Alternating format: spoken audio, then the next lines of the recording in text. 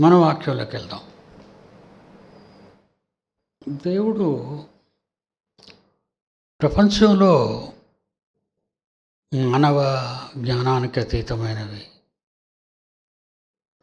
మనుష్యుడు ఇక ఎన్ని శాస్త్రీయ పరిశోధనలు చేసినా అందుకోలేని నిజాలు, ఏ ఒక్కరికి తెలియనివి, తెలియకూడనివి, తెలియరానివి, భూమి మీద మానవ జాతి ఉన్నంతకాలం ఏ ఒక్కరికి అంతుపట్టని సంగతులు దేవుని వలన కలిగాయి. అది దేవుడు మాత్రమే చేయాలి. మానవ మాత్రుడు అసలు జ్ఞానానికైనా ఆలోచించటానికైనా సరిపోడు. ఇక చేయటానికి, తెలుసుకోవటానికంటే ఇంపాసిబుల్ అనే చెప్పాలి. దేవుడు అనగానే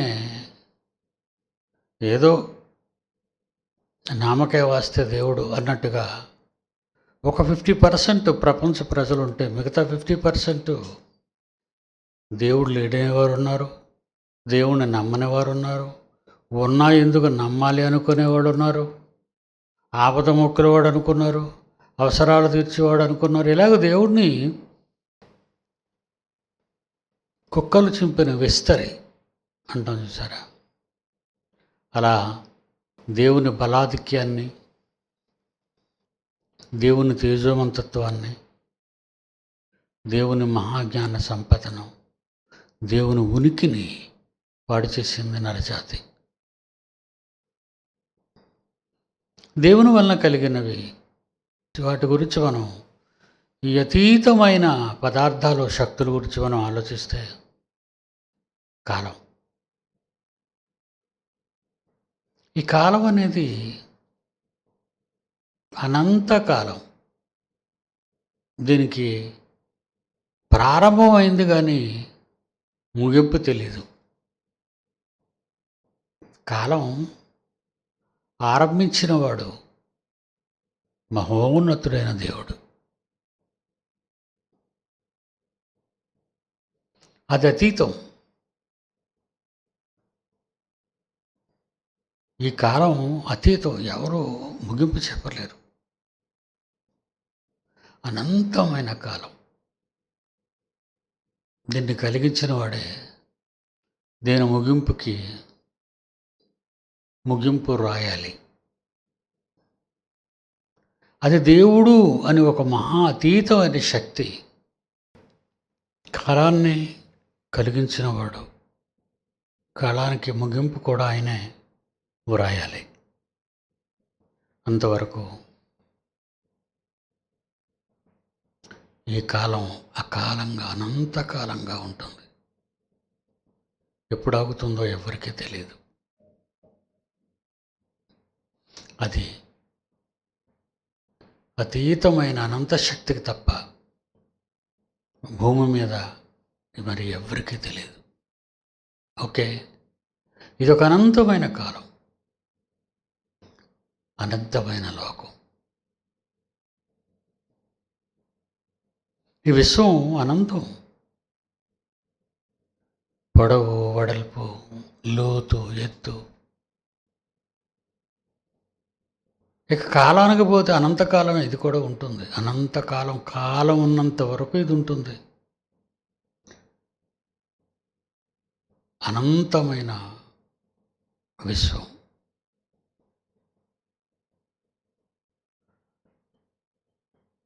ఈ విశ్వాన్ని విడిచిపెడితే అనంతమైన లోకాలు ఉన్నాయి. అనంతమైన లోకాలు,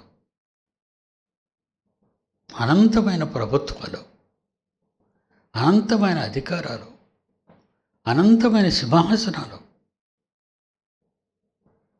చాలా పరిపాలనలు ఉన్నాయండి. అంటే మానవ లోకం లాంటి మరో లోకాలు ఉన్నాయంటే అది తప్పండి. కానీ మానవులు కాని ఎన్నో మహాశక్తులు ఉన్నాయి. మానవులు కానీ అనేక శక్తులు, అన్ని శక్తుల మీద కన్నతండ్రి అయిన దేవుడు యేసుక్రీస్తుకు అధికారం ఇచ్చారు. ఆయన రూలింగ్లో ఉన్నాయి. శక్తుల ప్రభావాన్ని మనం రుచి చూసాం బైబిల్లో. కనుక ఈ అనంతమైన శక్తుల మీద, అధికారాల మీద, అంటే సింహాసనం మీద నుంచి అధికారాలు, ఇవన్నీ కూడా అనంతమైన లోకాలలో అనంతమైన అధికారాలు.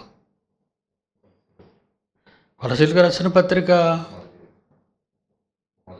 1వ అధ్యాయం 16వ వచనం. కొలసీలకు రాసిన పత్రిక 1వ అధ్యాయము 16వ వచనం. ఏలయనగా ఆకాశమందు ఉన్నవియో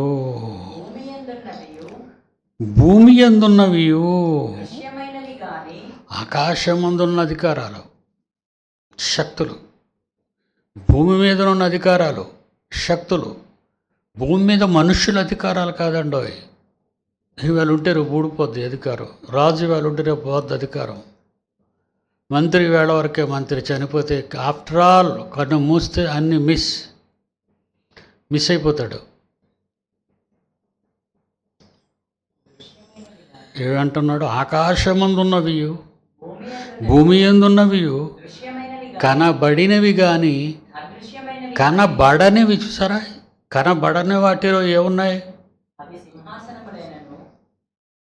చూసారా ఎన్నున్నాయో చెప్తున్నాడు. కనబడేవి, కనబడని వాటిలో, అంటే ఈ 2 రకాలలో కనబడేవి, కనబడనివి ఏంటి ఉన్నాయంటే సింహాసనములైనను, గవర్నమెంట్స్, ప్రభుత్వాలైనను, వాటిని పాలించే పాలకులు, అదృశ్యమైన వాటిలో కానీ దృశ్యమైన వాటిలో కానీ, ప్రధానులైనను అధికారములైనను, సర్వమును క్రీస్తునందు సృజింపబడెను. సర్వము ఆయన ద్వారా, ఆయనను బట్టి సృజింపబడెను. ఆయన అన్నిటికంటే ముందుగా ఉన్నవాడు, ఆయనే సమస్తమునకు ఆధారభూతుడు. సంగమును శరీరమునకు ఆయనే శిరస్సు. ఆయన అన్నిటిలో ప్రాముఖ్యము కలుగు నిమిత్తము ఆయన ఆది అయ్యుండి మృతులలో నుండి లేచుటలో ఆది సంభూతుడాయను.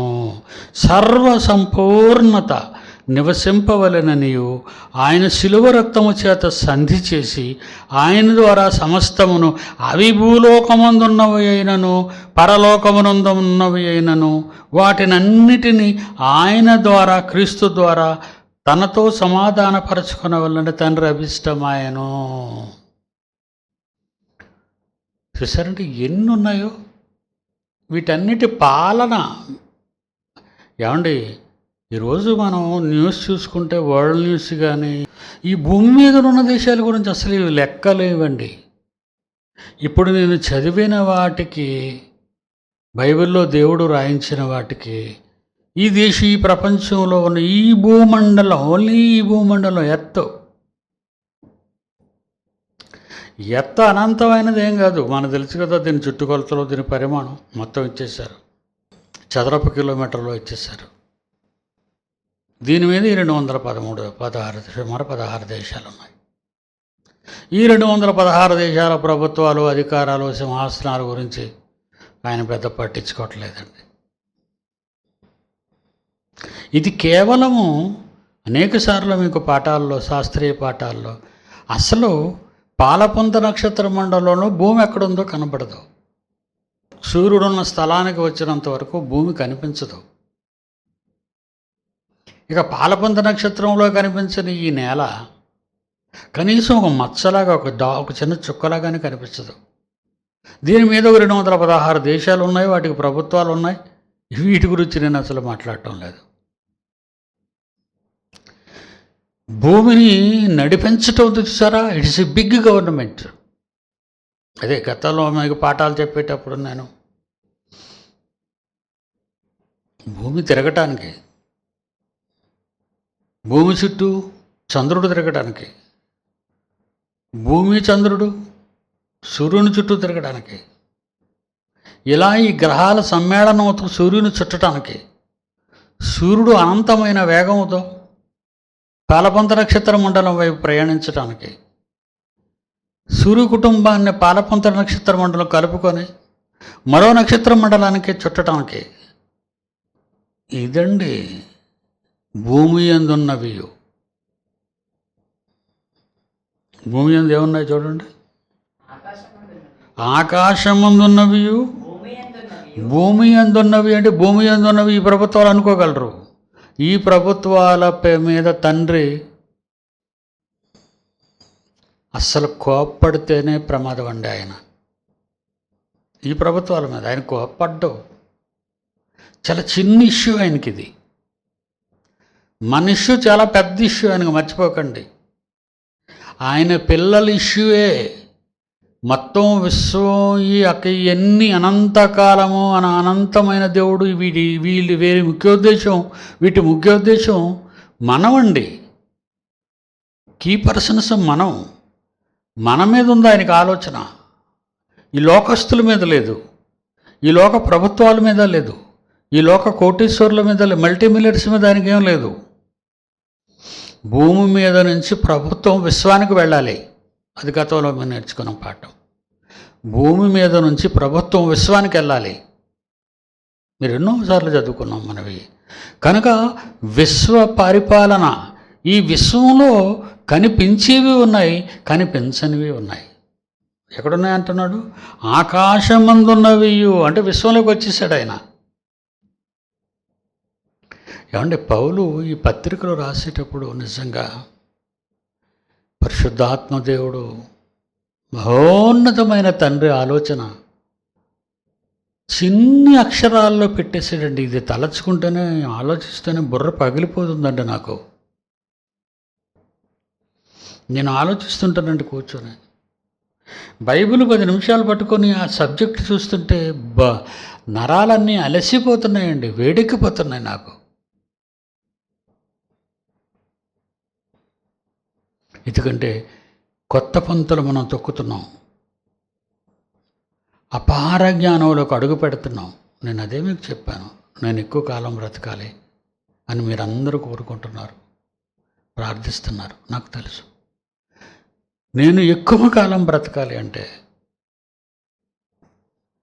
ఎక్కువ కాలం, ఎక్కువ సంగతులు నేను మీకు చెప్పాలి. చాలామంది పిల్లలు బాధపడుతున్నారు అందుకే. మోరోవర్ నాకున్న వయసును బట్టి, నా శరీర పరిస్థితిని బట్టి మునుపంతటి వేగం, మునుపంతటి బలం నా దగ్గర లేదు. స్టామినా అంటారు కదా. మీ ప్రార్థనలో పెట్టండి, తప్పనిసరిగా జరుగుతుంది, తప్పనిసరిగా చెప్తాను. ఈ చదువుతుంటే ఆయన అదృశ్య దేవుని స్వరూపే 14వ వచనంలో ఆయన అదృశ్యతే. కొలసీ పత్రిక 1వ అధ్యాయం 14వ వచనం. కొలసీ పత్రిక 1వ అధ్యాయం 14వ వచనం. ఆ కుమారుని యందు మనకు విమోచన అనగా పాప క్షమాపణ కలుగుచున్నది. 15. ఆయన అదృశ్య దేవుని స్వరూపి అయి సర్వ సృష్టికి ఆది సంభూతుడై ఉన్నాడు. అనంతకాలానిక సర్వ సృష్టికి, అనంత లోకాలక. యేసు ఎవరనుకుంటున్నారు? యేసుని ఒక కార్పెంటరీ కుటుంబంలో పుట్టినవాడని ఒక సామాన్యుడి కింద తీసుకున్నారా మీరు ఆయన్ని? జ్ఞానము, ఆ జ్ఞానం క్రీస్తు. ఆ క్రీస్తు సొలొమోనుకి సుమారు 1000 ఏళ్లకే అంతవరకు తెలియదు క్రీస్తు ఎవరో సొలొమోనుకి. కావాలి రావాలి, కావాలి రావాలి, కావాలి రావాలి, ప్రవక్తలతో చూసిన వాడు వచ్చాడు. నిజంగా ప్రారంభ శతాబ్దపు మానవ జాతి అదృష్టవంతులండి వాళ్ళు. ప్రత్యక్షంగా ఆయన చూడగలిగారు, ఆయనతో ఉండగలిగారు, ఆయనతో తిరగగలిగారు, ఆయనతో జీవించగలిగారు. అప్పటికి సత్యం పరిపూర్ణం కాదు. సత్యం పరిపూర్ణమైపోయింది 2020 ఇయర్స్లో. సత్యం ముద్రించబడిపోయింది, సత్యం మన చేతులకు వచ్చేసింది. కానీ సత్యం మనకు అర్థం కావట్లేదు. ఆ రోజు వాళ్ళు మొదటి శతాబ్దంలో కళ్ళ ముందు చూడలేకపోయారు. ఈరోజు మనం కళ్ళుండి చూడలేకపోతున్నాం. ఆయన ఎవరు? ఆయన అదృశ్య దేవుని స్వరూపి. దేవుడు కనిపించడు కదా. ఏదో ఆయన ముఖాన్ని చూసి మనం పొంగిపోతుంటాం, ఇలా ఉంటాడు ఇలా ఉంటాడు, అంతేగాని అది ఒరిజినల్ ఫేస్ అని మీరు ఎవరు అపార్థం చేసుకోకండి. ఆయన రూపం ఎలా ఉంటుందో ఎవ్వరికి తెలియదండి. ఇప్పుడు క్రీస్తు రూపం తెలీదు, కనబడని సర్వేశ్వరుడైన కన్న తండ్రి ఆయన రూపం కూడా మనకు తెలియదు. వీళ్ళ రూపాలు నోచుకోలేదు మనం. ఆయన అదృశ్య దేవుని స్వరూపం. ఆకాశమందున్నవియు భూమి యందున్నవియు దృశ్యమైనవి కానీ అదృశ్యమైనవి కానీ అవి సింహాసనములైనను అవి ప్రభుత్వములైనను ప్రధానులైనను అధికారములైనను సర్వమును ఆయన యందు సృజింపబడెను. సర్వమును ఆయన ద్వారా ఆయనను బట్టి సృజింపబడను. ఆయన అన్నిటికంటే ముందుగా ఉన్నవాడు. ఇప్పుడు మనకు కావలసింది ఆయనలో ఎన్నున్నాయనేది ఇవన్నీ మనకు తెలిసిపోయింది. క్రీస్తులోనే ఉన్నాయి ఇవన్నీ. కానీ ఉన్నవన్నీ ఉన్నవేటి, అది ఇప్పుడు మన పరిశోధన. అనంత కాలాలు ఆయనలో ఉన్నాయి. అనంత కాలాలండి. ఆయన ఏటేటి రూల్ చేస్తున్నాడు, ఆయన ఏటేటి పరిపాలిస్తున్నాడు. ఆకాశమందున్నవి భూమి అనగానే మళ్ళీ భూమిలో ఉన్న ఈ 213 దేశాలు, ఈ 13 దేశాల్లో పరిపాలిస్తున్న ఆ మంత్రులు, ఆ రాజులు, వీళ్ళ గురించి కదండి. వీడి లెక్కల్లో వాళ్ళు కాదు ఆయనకి. వీళ్ళు లెక్కలలో లేరండి ఆయనకి. భూమి మీద నుండి విశ్వానికి పరిపాలన జరుగుతుంది. మనకు ఎలా తెలుసది? మనం చదువుకున్నాం కదా, ఎన్నోసార్లు చదువుకున్నాడు. పిల్లలందరూ అదే చెప్తారు, ప్రసంగికులందరూ, నా పిల్లలందరూ అదే బోధిస్తారు. భూమి మీద ఏముందట? ప్రపంచానికి సర్వం, విశ్వానికి పునాదులు ఉన్నాయి భూమి మీద. యోబు గ్రంథం 38వ అధ్యాయం 33వ వచనం. ఆకాశంలో ఉన్న రూల్స్ అండ్ రెగ్యులేషన్స్కి అవి నీకు తెలుసు కదా. రూల్స్ ఏమున్నాయి ఆకాశంలో? రూల్స్ ఏమున్నాయి? పలానప్పుడు పలానా నక్షత్రం రావాలి, పలానప్పుడు హోలీ నక్షత్రం రావాలి, పలానా నక్షత్రం డబ్ల్యూ ఆకారం నక్షత్రాలు రావాలి, పలానప్పుడు పలానా నక్షత్రాలు రావాలి. కాలాలు తిరుగుతున్నాయి విశ్వంలో. అనంతకాలంలో అనంత విశ్వంలో అనంతంగా తిరుగుతున్నాయి. ఇప్పటివరకు తిరుగుతున్నాయి అన్నీ. This is the government. ఏమండే, ఒక నేషనల్ థర్మల్ ప్రాజెక్టు నడపాలంటే నీరు ఉండాలి, బొగ్గు ఉండాలి, ఇంధనం ఉండాలండి. అందుకే నదుల పక్కనే, డ్యాముల పక్కనే ఈ నేషనల్ థర్మల్ పవర్ ప్రాజెక్టులు. కరెంట్ అండి, పవర్ ఇచ్చేవి. నేషనల్ థర్మల్ పవర్ ప్రాజెక్టులు ఏ దేశంలోనే కట్టాలి అంటే అవేం చేయాలో తెలుసా? నదుల పక్కనే, డ్యాముల పక్కనే నిర్మిస్తారు. దానికి నీరున్న, ఎంతో మండించే గుణమున్న బొగ్గు కావాలి. ఆ ఏరియా అంతా ఎలా ఉంటుందంటే ఫ్యాక్టరీ ఏరియా అంటారు దాన్ని. ఆ ఏరియాలో ఎన్నో పెద్ద పెద్ద పొగగొట్టాలు ఉంటాయి. పొగగొట్టాల్లోంచి ఎంత పెద్ద స్మోక్ అలా వెళ్తూనే ఉంటుంది. లాస్ట్ బర్నేసులు వేడెక్కిపోతూనే ఉంటాయి. పెద్ద పెద్ద చిమ్నీలు ఎత్తుగా ఆ పొగపోయే గొట్టాలు అంత ఎత్తున ఉంటాయి. థర్మల్ పవర్ ప్రాజెక్టులో చూడండి మీరు ఈసారి. అందులో టెంపరేచర్, మండుతున్న టెంపరేచర్ బయటకు వెళ్తుంటుంది. అంత మండించి, అంత శ్రమించి, అంత నీటితో, అన్ని బొగ్గుతో, అంత బొగ్గుతో, వనరులతో, ఇదిగోండి ఈ చల్లనైన కరెంటు తీగల్లో నుంచి ఈ వెలుగు మనకు రప్పిస్తున్నారు వాళ్ళు. ఈ వెలుగు రావటానికి ఇంత ఒక గవర్నమెంట్ కింద, అంటే ఇవి స్టేట్ గవర్నమెంట్ రన్ చేయలేవండి దీన్ని. ఒక రాష్ట్రానికి చెందినటువంటి ప్రభుత్వాలు ఈ థర్మల్ పవర్ ప్రాజెక్టు, అందుకే నేషనల్ థర్మల్ పవర్ ప్రాజెక్ట్స్ అన్నారు. అవి స్టేట్కి ఇచ్చారు ఆ పవర్ని తయారు చేసిన కరెంటుని స్టేట్కి ఇస్తారు. బాగా ఆలోచిస్తున్నారు కదా మీరు? కొంచెం ఇబ్బందిగా ఉంటుంది, ఆలోచించండి. ఒక ట్రైన్ ట్రాక్స్ మీద పరిగెట్టాలి. ఈ థర్మల్ పవర్ ప్రాజెక్ట్ లైన్ ఎంతవరకు ఉంటుందో, సపోజ్ ఒక విజయవాడ థర్మల్ పవర్ ప్రాజెక్ట్ ఉంది, అది పవర్ సప్లై చేస్తుంటుంది కనుక అక్కడికి ప్రవేశించిన ఆ లిమిట్స్లోకి వచ్చినటువంటి ఎనీ ట్రైన్స్, కరెంటు ద్వారా నడపబడే ట్రైన్ అంతవరకు వాళ్ళు పవర్ ఇస్తారు. ఆ తర్వాత వైజాగ్ వచ్చిందనుకోండి, ఇక్కడ ఒక నేషనల్ థర్మల్ పవర్ ప్రాజెక్ట్, అలా ఒరిస్సా వెళ్ళిందనుకోండి, అక్కడ ఒక నేషనల్ థర్మల్ పవర్ ప్రాజెక్ట్. ఇలా ఎన్ని రాష్ట్రాలు వెళ్తాయో, ఎక్కడెక్కడ ఏ ఏ రాష్ట్రాలలో ఈ థర్మల్ పవర్ ప్రాజెక్టులు, నదులు, బొగ్గు పుష్కలంగా దొరికిన ప్రాంతాల్లో పెడతారో ఇవన్నీ, అక్కడి నుంచే పవర్ సప్లై అవుతుంటుంది అనమాట. పవర్ కట్ అయిపోయి ఆ పవర్ కనెక్ట్ అయిపోద్ది. ఈ వేగంతో వెళ్ళిపోద్ది కదా, ట్రైన్ వేగంతో వెళ్ళిపోతుంటుంది. ఎక్కడో దగ్గర లైన్ కట్ అవుతుంది. కట్ అయిందంటే గ్యాపే ఉండదు, అన్నీ కలిసే ఉంటాయి. చిన్ని గ్యాప్ అంతే, ఈ పవర్ ఆ పవర్లోకి వెళ్ళకుండా. ఎప్పుడైతే ఆ వేగంతో ట్రైన్ ప్రవేశిస్తుందో ఇది వెళ్ళిపోయి ఆ పవర్ కరెక్ట్ అయిపోద్ది. వెళ్ళి ఆ వైర్ పైన ఉన్న ఆ స్తంభాలు అక్కడి వరకు ఉంటాయి, అవి కనెక్ట్ అయిపోతాయి. అక్కడి నుంచి మళ్ళీ పరిగెడుతుంటే దూసుకుపోతుంటుంది. ఏమండి, ఒక ఇండియన్ రైల్వేస్ పని చేయాలి అంటే ఇండియా దేశంలో ఉన్న థర్మల్ పవర్ ప్రాజెక్టులన్నీ కూడా ఒక లైన్లోకి రావాలి. దీనికి ఎంత గవర్నమెంటు, ఎంతమంది మంత్రులు, ఎంతమంది అఫీషియల్స్, రైల్వే సర్వీస్ చదువుకున్న ఐఆర్ఎస్ ఎడ్యుకేటెడ్ పీపుల్, అనుభవజ్ఞులు, ఎంతమంది, చక్రం 24 గంటలు ఈ పవర్ ఎలా కంటిన్యూ అవుతూనే ఉంటుంది. ఇండియా అంతా ఈ ట్రైన్స్, ఈ పవర్ కట్. ఒక పవర్ గురించి మనం మాట్లాడుకున్నాం, ఎలక్ట్రికల్ పవర్ గురించి మాట్లాడాను.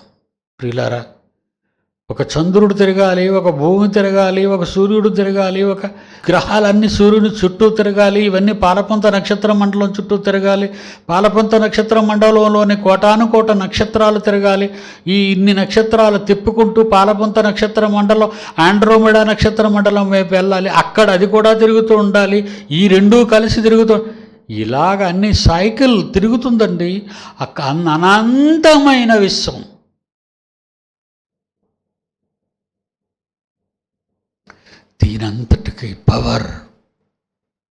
దీనంతటికి పవర్.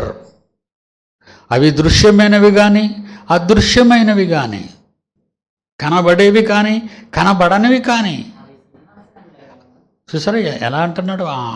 అది చదువుతుంటేనే మతిపోతుంటుందండి. చదువుతుంటే దృశ్యమైనవి అదృశ్యమైనవి సింహాసనాలు అంటే రూల్స్ అండి. మరి ఆ వింగ్ ఎవరు నడుపుతారు? ఆకాశమందుల శక్తులు కనెక్ట్ అయి ఉంటాయండి. ఆకాశమందుల శక్తులు కనెక్ట్ అయి ఉంటాయి. ఇప్పుడు చూసారు, ఈ రైల్వేలో ఈ ఎలక్ట్రికల్ లైన్లు, ఒక థర్మల్ ప్రాజెక్టు నుంచి వచ్చినటువంటి పవర్ అంతా ఇన్ని కిలోమీటర్ల వరకు ఉంటుంది. ఆ నెక్స్ట్ పోల్ ఇక ఆంధ్ర థర్మల్ పవర్ ప్రాజెక్టు, ఆంధ్రాలో ఉన్న థర్మల్ పవర్ ప్రాజెక్టు, తర్వాత ఒరిస్సా శ్రీకాకుళం దాటిన తర్వాత ఇక ఆ స్టేట్ కనెక్ట్ అవుతుంది. అక్కడ కనెక్ట్ అయ్యేసరికి అక్కడ thermal power project power rail track దగ్గరికి వచ్చి ఉండాలి. ఇది పవర్ కనెక్టింగ్. మరి సింహాసనాలు అంటే ఏమనుకున్నారు? వాటిని నడిపించేవాళ్ళు అండి. సింహాసనం మీద కూర్చునేవాడు దేశాన్ని పాలించేవాడు అని కదా మీకు అర్థం. దేశాన్ని పాలించేవాడు అన్నీ అన్నీ బుర్రలోకి వెళ్ళాలి, అన్నీ చెబుతుండాలి. ఇగో రేపు 3వ థర్డ్ వేవ్ వచ్చేస్తుంది. పిల్లల మీద అది ఎక్కువగా వర్కౌట్ చేస్తుంది. సెప్టెంబర్ అక్టోబర్ నెలలో ఇవి ఎంటర్ వచ్చి థర్డ్ వేవ్ అనేది. మరి ఎంతమంది లక్షల మంది పిల్లల్ని, అమాయకులైన పెద్దలనే తట్టుకోలేకపోయాం. పిల్లలతో ఈ కరోనాతో ఎలా తట్టుకుంటాం? పిల్లలు ఎలా భరించగలరు? వాళ్ళలో ఉన్న కష్టాలు ఎలా చెప్పగలరు? వీళ్ళు చూస్తే 66 లెక్కలు ఇస్తున్నారు. బ్లాక్ ఫంగస్ అంటున్నారు, వైట్ ఫంగస్ అంటున్నారు, బ్లూ ఫంగస్ అంటున్నారు. రకరకాల ఫంగస్లు ఈరోజు చోటు చేసుకుంటున్నాయి. కరోనా వచ్చిపోయిన వాళ్ళందరికీ ఫంగస్లు అనేవి స్టార్ట్ అయిపోయి అప్పుడు వేల వరకు వచ్చేసరి చనిపోవడాలు.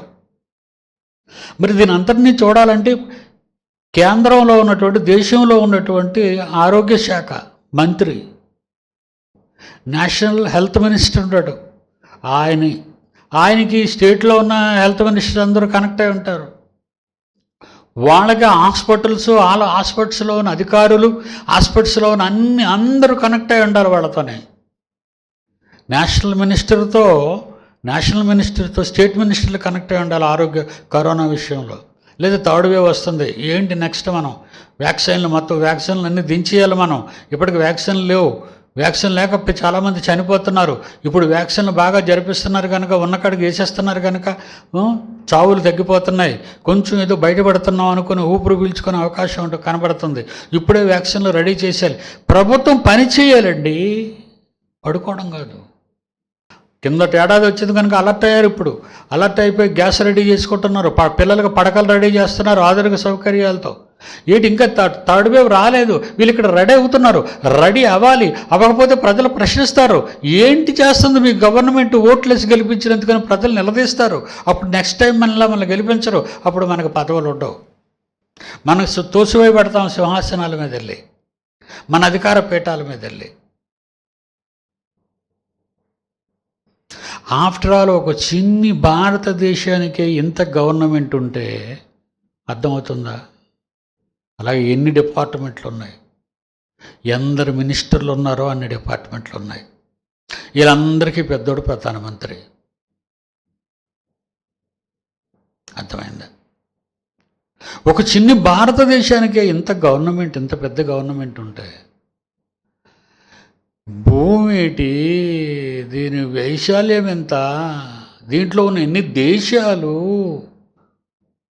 ఇవి మానవ ప్రభుత్వాలు. ఇకపోతే దేవుని ప్రభుత్వం, భూమి తిరగాలి. మరి ఎవరు తిప్పుతున్నారు? ఏ దేశం దీనికి యాక్షన్ లేదు, దీనిలో కలుగు చేసుకోలేదు. ఏ దేశం తిప్పడానికి, భూమిని తిప్పడానికి. ఈ సంవత్సరం భూమిని తిప్పడానికి అయ్యే ఖర్చు మేము పెట్టుకుంటామని ఏ దేశం రాదు ఇప్పుడు. ఎందుకంటే ఏ దేశం పనికి రాదు ఈ పని చేయటానికి, ఏ దేశము పనికి రాదు. ఏదో వాళ్ళ దేశానికి ఒక చిన్న సూర్యుని చేసుకున్నారు, గంట మండించారు. చైనా వాళ్ళు అండి సూర్యుని చేసుకున్నారు. అంతటితో ఎలాగా తొడలు కొట్టుకుని మీసాల మీద చేస్తే కొంతసేపే తెలియంది. ఇలా సూర్యుల్ని చంద్రుల్ని చేసుకుంటూ పోతే ఏమైపోతారు వీళ్ళు?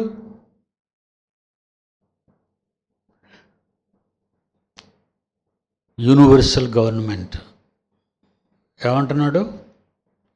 యూనివర్సల్ గవర్నమెంట్గా ఉన్నాడు యోబు గ్రంథంలో 38:33లో ఆకాశమండలపు కట్టడలు చూసే భూమి మీద కరోనా గురించి శాస్త్ర పరిశోధనలో వైద్య రంగం ఎలా ఉందో ఇప్పుడు కాసేపు చెప్పాను మీకు. తలపోటు వచ్చింది కదా, తలపోటు. ఆకాశమండలపు కట్టడలు ఆకాశమండలం ఇది చిన్న భారతదేశం అంత ఉందా, లేదంటే భూమి అంత ఉందా? అమ్మో కొన్ని కోట్ల రెట్లు.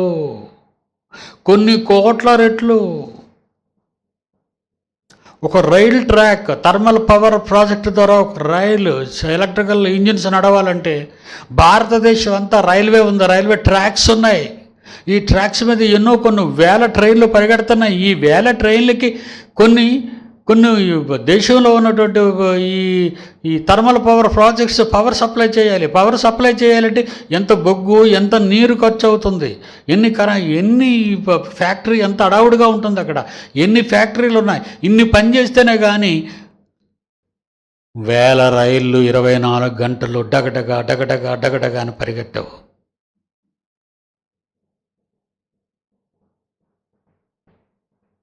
ఊరికి చివరగా ఉన్న రైలు ట్రాక్ శబ్దం మనకు దగ్గరలో ఉన్న వాళ్ళు వినబడతారు కానీ మిగతా వాళ్ళకి ఎలా వినబడదో, విశ్వంలో ఉన్న మనము విశ్వ పనులకు దూరంగా ఉన్న భూమి అందుకే నిశ్శబ్దతలో ఉంది భూమి. లేకపోతే మనం శబ్దాలు భరించలేక ఎప్పుడు చచ్చిపోవాలి మనం విశ్వ శబ్దాలకి. ఇలాగ ఇవన్నీ అందుకంటున్నాడు, ఆకాశమండలపు కట్టడలను నీ వెరుగుదువా యోబు, దానికి భూమి మీద వేసిన భూమి మీద ఉన్న ప్రభుత్వము నీవు స్థాపింపగలవా? వేశాడు ప్రశ్న. భూమి మీద గవర్నమెంట్ని పెట్టగలవా? విశ్వాన్ని తిప్పడానికి భూమి మీద ప్రభుత్వాన్ని పెట్టగలవా? పాలకులను పెట్టగలవా? విశ్వాన్ని నడిపించటానికి విశ్వాన్ని not only earth, not only moon, sun. అసలు నువ్వు మూన్ని గడిపించలేవు, కదపలేవు. అందుకంటే చిన్నది అదే కదా మన దగ్గర ఇప్పుడు. వెళ్ళటానికి ట్రయల్ చేస్తున్నారు, ఉండటానికి అక్కడ. ఇంక వీళ్ళు ఎప్పుడు డెవలప్ అవుతారు? వీళ్ళు వెళ్ళి అంగారకుడిలో ఉండడానికి సిద్ధపడుతున్నారు 2004, 2005కి. ఇక్కడ ఒకటి ఉండి ఆలోచించలేని నీవు అక్కడికి వెళ్ళి ఏం ఆలోచిస్తావు?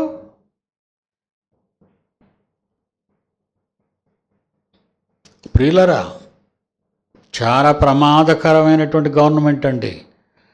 విశ్వానికి భూమి మీదనున్న ప్రభుత్వమును నువ్వు జాగ్రత్తగా దాన్ని క్రియేట్ చేయగలవా, కట్టగలవా? ఇక్కడ థర్మల్ పవర్ ప్రాజెక్టులు కట్టినట్టు కాదు, ఇక్కడ నదుల తాలూకా డ్యామ్స్ నిర్మించినట్టు కాదు ప్రాజెక్టు దగ్గర. చేయగలవా? దాని అంతటిని చేస్తున్నాను, నా కొడుకు అప్పగించాను. ఈజ్ రూలర్, విశ్వానికి రూలర్ ఆయన. ఇందులో కనిపించని ఉన్నాయి, మరలా ఇటు కనిపించని వాటిలో కూడా పనులు జరుగుతున్నాయా? శక్తులు, ఆకాశమందలి శక్తులు కదిలింపబడును. ఏమిటి ఎందుకు కదిలిపోతున్నాయి? ట్రైను పట్టాల మీద ఉండకుండా కదిలిపోతే పక్క పడిపోద్ది. ఆకాశమందున్న శక్తులు కదిలింపబడును. మత్తయి సువార్త 24వ అధ్యాయం 29వ వచనం. మత్తయి సువార్త 24, 29. ఆ దినమున శ్రమ ముగిసిన వెంటనే అదే పవర్ ఫెయిల్యూర్, మొత్తం చీకటి అయిపోతే ఏం చేస్తుందండి? సూర్యుడు వచ్చినంత వరకు మనం ఆ చీకట్లో భజన చేయడమే కదా ప్రపంచం అంతానా. చీకటి సూర్యుడిని కమ్ముతుంది. చీకటి సూర్యుడిని కమ్మితే సూర్యుడి నుండి వస్తున్న తేజస్సు చందమా మీద పడాలి కదా, పరావర్తనం జరగాలి కదండి. సూర్యుని మీద వెలిగే చంద్రుని మీద పడితే వెన్నెలగా మన మీదకి వస్తుంది. కనుక పెద్ద లైట్ అయిపోయింది, భూమికి దగ్గరలో ఉన్న చిన్న లైట్ చంద్రుడు ఆగిపోయాడు. ఆకాశంలో నక్షత్రంలో అయ్యో గెలాక్సీస్ ఏంటంటే ఇవన్నిటికి కనెక్షన్ ఉందా? ఇది నేను ఎందుకు చెప్తున్నానో మీరు అర్థం చేసుకోండి. దీని అందరికి కనెక్షన్ ఉందా? Yes, there is a big connection. దానికి గవర్నమెంట్ భూమి మీద ఉంది. భూమికంటూ విపత్తు ఎవడైనా తీసుకొచ్చాడంటే విశ్వానికి విపత్తు తెస్తున్నాడని అర్థం. భూమి మీద ఉన్న దేవుని కుమారుడైన క్రైస్తవునికి హింస కలుగు చేస్తున్నాడు అంటే దేవునికి హింస కలుగు చేస్తున్నాడని అర్థం. క్రైస్తవుడంటే అన్నిటికీ సర్వాధికారి అయిన క్రీస్తును ధరించి నమ్ముకున్నవాడే క్రైస్తవుడు. ఆ క్రైస్తవుడికి నువ్వు హాని తలపెడితే, ఆ క్రైస్తవుడిని నువ్వు ఏదో చేయాలనుకుంటే నీ భూమి ఉంటుందా? నీ సూర్యకుండము ఉంటుందా? నీ పాలపొంత ఉంటుందా? కోటాను కోట్ల నక్షత్ర మండలాలు, కోట్లు నక్షత్రాలు, ఇవన్నీ ఏమైపోతాయి అంటున్నాడు? ఆ దినమున సూర్యుడు చీకటి కమ్మును, చంద్రుడు కాంతినివ్వడు, ఆకాశం నుండి నక్షత్రాలు పడిపోతాయి. ఎందుకంటే ఒకసారి చెప్పాను మీకు, మనిషి ఏమని ఆలోచించండి. ఇవన్నీ ఎలా ఉన్నాయంటే ఎలక్ట్రోమాగ్నెటిక్ సిస్టమ్ అంటాడు దాన్ని. జపాన్లో రైళ్ళు ట్రాక్ల మీద పరిగెడుతున్నాయి. Electromagnetic system. ట్రైన్ ఎప్పుడైతే ఎలక్ట్రోమాగ్నెటిక్ సిస్టమ్ పట్టాల మీదకి వచ్చిందో, పట్టాల మీద నుంచి రైలు పెద్ద 500 కిలోమీటర్ల వేగంతో వెళ్తున్నాయి ట్రైన్స్, ట్రామ్ సెంటర్ బట్టలు, అవి పట్టాల మీద నుంచి కొన్ని ఇంచులు పైకి లెగిస్తుంది అంతే. మన ట్రైన్లు లెగిస్తే పడిపోతాయి, పక్కకి వెళ్ళిపోతాయి. ఇది ఎలక్ట్రోమాగ్నెటిక్ పవర్. మన పవర్, ఇప్పుడున్న మన రైలు పవర్లు ఏంటంటే పట్టాల మీద పరిగెత్తించే పవర్ ఇది. ఆ ఎలక్ట్రోమాగ్నెటిక్ పవర్ పట్టాల మీద పరిగెట్టడం, పట్టాలను అటు ఇటు దాటకుండా, పట్టాలను ముట్టకుండా పరిగెట్టే ట్రైన్ ఇది, పక్కకి వెళ్దావు. అలాంటి ఊహించుకోండి ఒకసారి, అలాంటి ఎలక్ట్రోమాగ్నెటిక్ సిస్టమ్తో ఒక భూమి అలా గాలిలో ఉంది అని వీడు అడ్జస్ట్ చేసుకున్నాడు. మనిషి అడ్జస్ట్ చేసుకున్నాడండి. భూమి ఎలాగ గాలిలో తేలుతూ కింద మీద ఎక్కడ లింక్ లేకుండా తిరుగుతుంది అంటే ఎలక్ట్రోమాగ్నెటిక్ పవర్ ఉంది. అన్ని గ్రహాలకి ఎలక్ట్రోమాగ్నెటిక్ పవర్ ఉంది. ఎక్కడి నుంచి వచ్చింది పవర్ చెప్పడం రాదు, ఏదో ఒక పవర్ ఉంది. అలాగని ఒప్పుకుంటాడా? ఒప్పుకొని తీరాలి వాడు. ఏదో ఒక పవర్ ఉంది. ఆ పవరు ఈ గ్రహాలన్నిటినీ ఈ శూన్యంలో ఎక్కడ పెట్టాలో, కోటాను కోట్ల నక్షత్రాలు ఎక్కడ పెట్టాలి, ఈ నక్షత్ర మండలాలు ఎక్కడ పెట్టాలి, పెట్టినవి ఎలా తిరగాలి, ఈ రూలింగ్ అంతా కూడా యేసుక్రీస్తుకు ఉంచాడు. నాయనా నువ్వే పరిపాలించు.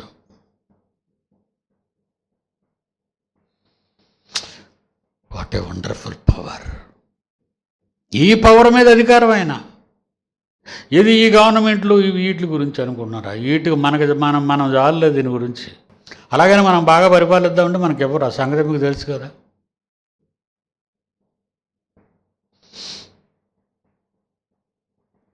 దేవుని పిల్లలారా, భూమి మీద అధికారమును నీవు స్థాపించగలవా యోగు?